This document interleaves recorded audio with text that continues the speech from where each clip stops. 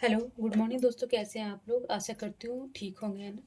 खुद पर भरोसा करना सबसे बड़ा साहस है और ये साहस करते रहे, सकारात्मक सोचिए और सकारात्मक रहे, क्योंकि सकारात्मकता ही वो ऊर्जा है जो आपको हर बैड सिचुएशन में लड़ने में ताकत और ऊर्जा देती है। तो इस ऊर्जा को बनाए रखें। चलिए देखिए, स्वागत है आप लोगों के चैनल AFT एडू बूस्ट में, है ना? इस चैप्टर से जितना भी नॉलेज है उसे और बूस्ट करें, क्योंकि देखिए 14 और 15 जीपीएससी अभी 8 मार्च को होने वाला है। तो देर ना करें। जो भी मैं एसपीटी एक्ट से पढ़ा रही हूँ और बाकी जो आप लोग पढ़ ही रहे होंगे, तो एक दो बार ना इस क्लास को भी देख लिया करें, ताकि क्लास करने से, देखने से या सुनने से ना बहुत याद रहते हैं चीज़ें। और बाकी देखिए, इसमें एसपीटी एक्ट से जेपीएससी में 15 से 20 क्वेश्चन, 12-15 क्वेश्चन तो रहता ही है, और ये काफ़ी है आप लोगों को सिलेक्शन दिलाने के लिए, प्री के लिए। मैं अभी पूरा तो नहीं करवा पाऊंगी, अगर एक एक्सटेंड होता है एग्ज़ाम तो फिर मैं सारा इसका बेसिक भी पढ़ा दूंगी। बट अभी जो क्वेश्चन उठा उठा के दिया है ना धारा, देखिए ऐसा कुछ नहीं है कि वो जो क्वेश्चन दे रखा है वही है, बस किस धारा में है वो याद रखना है। 2-3 बार देखेंगे तो याद रहेगा आप लोगों का, है ना? तो जो भी हमारे व्यूअर इंस्टाग्राम फेसबुक पे हैं, वो यहाँ पे आएंगे और सब्सक्राइब बेल आइकन दबा देंगे, ताकि मैं क्लास अपलोड करूँ और आपको मिलता रहे, है ना? और पढ़ते रहे आप लोग। कम से कम 2-3 क्वेश्चन तो क्लियर होता ही जाएगा, है ना?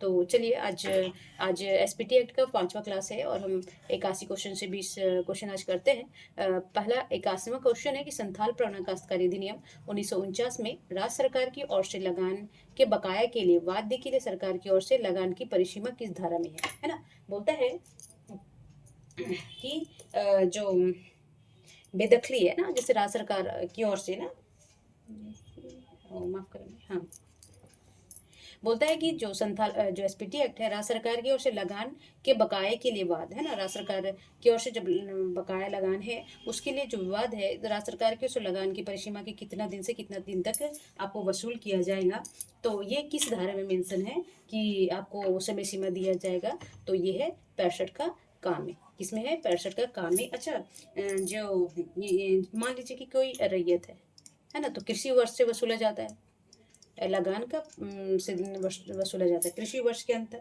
है ना?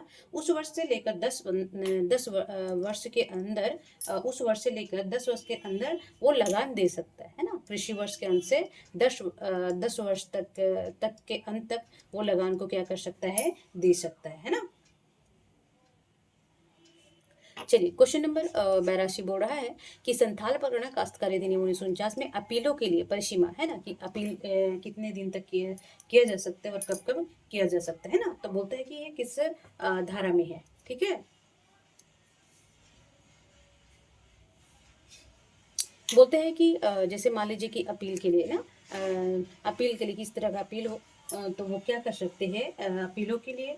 ये किस धारा में पहले हम देखेंगे, फिर हम अपील कितने दिन में कर सकते हैं। देखिए, ये धारा अपील करने का धारा है 66, ठीक है? अच्छा, इसमें अगर हम आयुक्त को करें, आयुक्त के पास अगर हम मतलब अपील करें, तो 90 दिन के अंदर करना होगा, ठीक है? ठीक है जी। और अगर हम उपायुक्त के यहाँ अपील करें,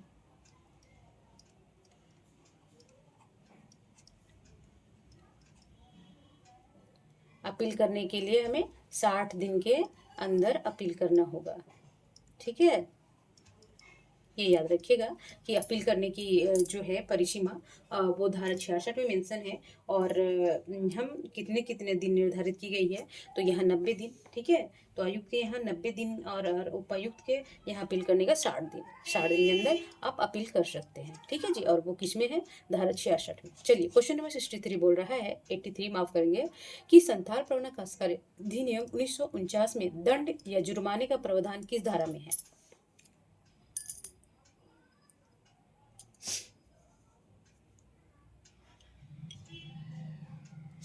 बोलता है कि जो दंड है, किसी तरह का दंड या जुर्माने का प्रावधान किस धारा में मेंशन है, तो आप देखेंगे ये धारा है दंडवन का 67 में। अच्छा, इसमें दंड क्या होगा कि 200 का जुर्माना लगाया जाएगा, ठीक है? अच्छा, मान लीजिए कि 200 का जुर्माना लगाया गया और हम इस जुर्माने को रियायत नहीं दे रहा है, ठीक है? तो ये क्या करेगा? पर डे के हिसाब से, प्रतिदिन के हिसाब से वो क्या करेगा?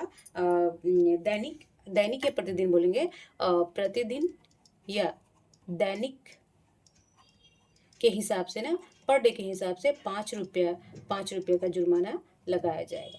ये 200 के अतिरिक्त अगर वो डिले कर रहा है देने में तो। ठीक है, चलिए क्वेश्चन नंबर 84 बोल रहा है कि संथाल परगना काश्तकारी अधिनियम 1949 में भूस्वामी पर सूचना की तामील किस धारा में है ना। भूस्वामी पर सूचना की जो तालीम है वो किस धारा में है, तो आप देखेंगे ये धारा है 68। ठीक है जी, देखिए सब सीक्वेंस से पूछ रखा है ना, तो सभी पढ़ेंगे तो आप लोग को याद हो जाएगा, है ना। चलिए क्वेश्चन नंबर 85 बोल रहा है कि संथाल परगना काश्तकारी अधिनियम 1949 में कतिपय भूमि अधिकार का अर्जन पर रोक किस धारा में है, कि किस तरह से भूमि पर भूमि के अधिकार के अर्जन पर रोक दिया जाएगा, वो किस धारा में मेंशन है, तो आप देखेंगे ये 69 में है ना। और इसके बारे में डिटेल में हम पढ़ाएंगे, अभी देख लीजिए कि किसी तरह का अधिकार का अर्जन करने के लिए। चलिए 86 बोल रहा है कि संथाल परगना काश्तकारी अधिनियम 1949 में बकायों की वसूली, है ना, जो बकाया है उसकी वसूली या सभी परिवार जैसे हानि हो, क्षतिपूर्ति की वसूली हो, है ना।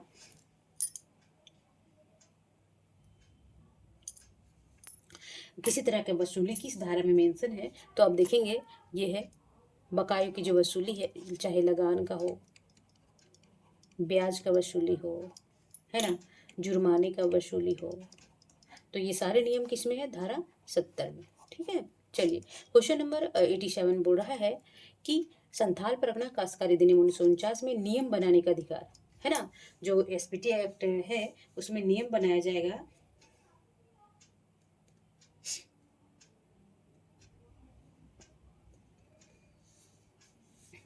तो ये नियम है राज्य सरकार बनाएगी, है ना। इसके लिए राज्य सरकार नियम बनाएगी, तो वो किस धारा में मेंशन है, तो देखेंगे ये धारा 71 में, है ना, कि जो काश्तकारी जो एसपीटी एक्ट है उसके नियम बनाने का अधिकार राज्य सरकार को किस धारा के अंतर्गत है, तो 71 के धारा 71 के तहत। ठीक है, चलिए 88 बोल रहा है कि कि जो एसपीटी एक्ट है विशिष्ट विधानों का जो विशिष्ट परित्राण मतलब कि उससे संबंधित जो भी है वो किस आर्टिकल धारा में है, तो आप देखेंगे वो धारा 72 में है। 2-3 बार देख लीजिएगा, बाकी तो हम डिटेल से पढ़ाएंगे ही।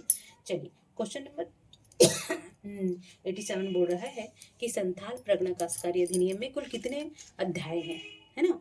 तो देखेंगे इसमें टोटल कितने, बहुत बार पूछता है कि अध्याय भी तो है, अध्याय के अंदर ही मान लीजिए अध्याय में 2 धारा है, 3 धारा है, तो आप देखेंगे इसमें कुल कितने अध्याय हैं, तो 9 अध्याय है।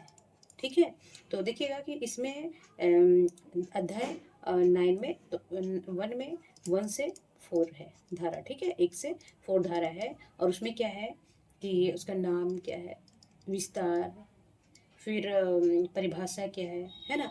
फिर धारा में 2 में देखिएगा कि 5 से 11 धाराएं हैं अध्याय 2 में, और इसमें जैसे ग्राम प्रधान कौन है, मूल रैयत कौन है ना।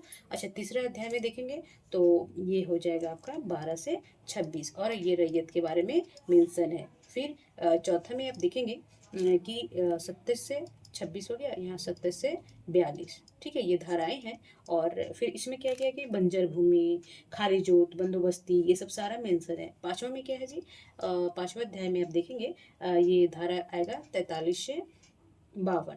ठीक है, और इसमें क्या है, लगान के संबंधित कि लगान कितना कैसे वसूला जाएगा, सारा ये मेंशन है 43 से 52। तो ऐसे भी गेस कर सकते हैं कि लगान संबंधी आएगा, तो ये आर्टिकल्स गेस करके आप लगा सकते हैं। ठीक है, अच्छा चलिएगा, तो अध्याय 6 में 53 धारा है, और उसमें भूस्वामी के भूमि अर्जन के बारे में बताया गया है। और फिर 7 अध्याय में देखेंगे तो 54 से 63 धारा है, और इसमें बताया गया है कि न्यायिक प्रक्रिया इसके एसपीटी एक्ट के तहत हो।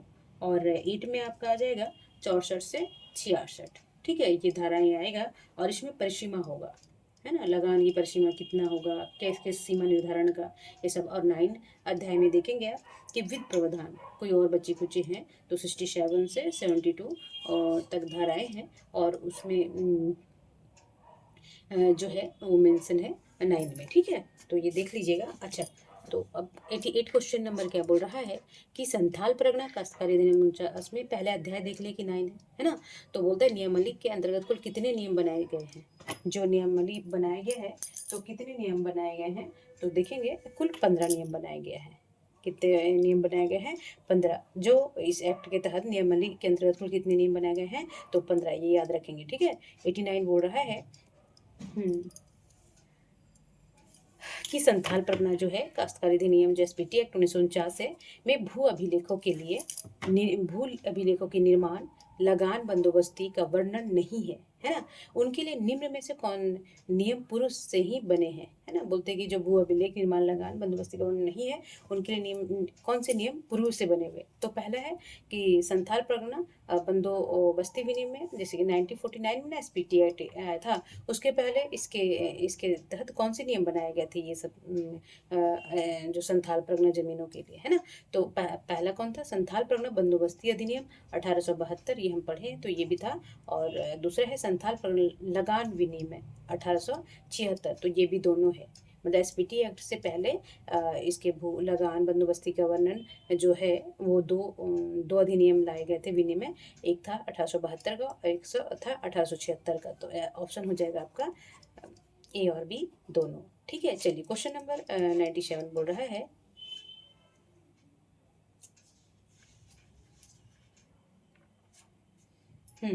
क्वेश्चन नंबर 97 बोल रहा है कि निम्न में से किस विनिमय के तहत संथाल परगना प्रमंडल के 6 जिलों में भू अभिलेखों एवं मानचित्र तैयार कर अंतिम प्रकाशन होता है। जैसे कि मान लीजिए कि ये हमारा प्यारा झारखंड है, गलत बन गया मेरा झारखंड, है ना। चलिए हम सही करते हैं अपने झारखंड को। ठीक है, बोलता है कि ये संथाल परगना के जो 6 जिले हैं, तो बोलता है कि संथाल प्रमंडल के 6 जिलों में भू अभिलेख और मानचित्र तैयार कर अंतिम प्रकाशन होता है। तो वो किसके तहत होता है, तो आप देखेंगे ये संथाल परगना बंदोबस्त विनिमय अधिनियम 1872 के तहत इसके मानचित्र और भू अभिलेख किया जाता है, ये 6 संथाल परगना के 6 डिस्ट्रिक्टों में। ठीक है, तो ये ध्यान रखेंगे। चलिए 98 बोल रहा है कि निम्न में से किस विनिमय के अंतर्गत संथाल परगना में 15 वर्षों के लिए लगान निर्धारण होता है ना। विनिमय के अंतर्गत जो संथाल परगना में है वो किसके तहत जो 15 वर्षों के लिए लगान निर्धारण होता है। तो आप देखेंगे इसमें इसका आंसर क्या हो जाएगा, ये हो जाएगा संथाल परगना लगान विनिमय 1876 के तहत। ठीक है जी, तो ये याद रखेंगे। चलिए क्वेश्चन नंबर 99, चलिए क्वेश्चन नंबर 99 बोल रहा है कि झारखंड सरकार, है ना। थोड़ा अभी क्या है, इसमें कुछ समझाने का था ही नहीं, बार बार वो लाइन याद करना है आप लोगों को और वो पढ़ना है, धारा याद रखना है। तो इसीलिए ऐसे नहीं सोचिएगा कि हाँ जल्दी करवा के चली गई मैम, जो भी समझाने का था वो मैं समझाते जाती हूँ। चलिए 99 का बोला है कि झारखंड सरकार द्वारा 1916 में, सॉरी माफ़ करेंगे, 2016 में संथाल परगना काश्तकारी अधिनियम 1949 में किस धारा में संशोधन प्रस्तावित की गई थी, है ना। जो देखेंगे कि जो 2000 झारखंड सरकार द्वारा 2016 में संथाल परगना निम्न में किस धारा में संशोधन किया गया। जो एसपीटी एक्ट आया था, हम बताएंगे 2016 में क्या प्रावधान किया गया, डिटेल से बताएंगे पूरा। तो बोलता है कि जो एसपीटी एक्ट था वो निम्न में से किस धारा में संशोधन किया गया था। तो आप देखेंगे कि धारा 13 में, और हम धारा 13 में बताएंगे कि धारा 13 में क्या था, है ना। कि उसमें क्या संशोधन किया गया था जो मतलब कि उनके मान्य नहीं था, है ना।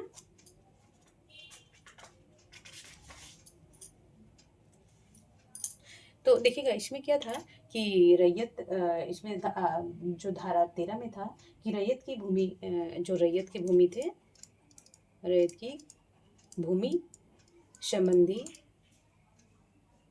भूमि के उपयोग संबंधी ना, भूमि के उपयोग संबंधी अधिकार, ये हम डिटेल से पढ़ाएंगे।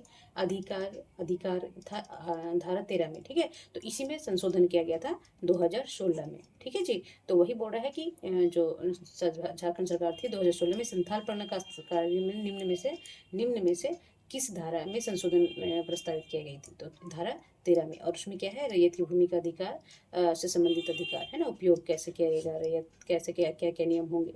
तो ये धारा 13 में संशोधन किया गया था 2016 में। ठीक है, चलिए आज का लास्ट क्वेश्चन है कि संथाल परगना कास्कादी अधिनियम 1949 में धारा 13 के संबंध में निम्न से कौन सा कथन सत्य है? देखिए आ गया है ना। तो ये धारा 13 में संशोधन किया गया था और इसका आंसर क्या होगा जी? पहला था कि वर्तमान स्वरूप में धारा 13 के अंतर्गत गैर कृषि कार्य में प्रयुक्त होने वाली भूमि के संबंध में कोई प्रावधान नहीं है। तो ये भी क्या है? सत्य है। ठीक है। दूसरा क्या है कि झारखंड सरकार द्वारा 2016 में इस धारा में संशोधन किया गया। अभी देखें तो ये भी क्या है? सत्य है। 2016 के प्रस्तावित संशोधन में इस धारा के अंतर्गत अब मालिक को अपनी जमीन की प्रकृति बदलने का अधिकार देने का निर्णय लिया गया है कि उसकी प्रकृति क्या है। इसमें कोई रैयत अपनी क्या है? रैयत अपनी कृषि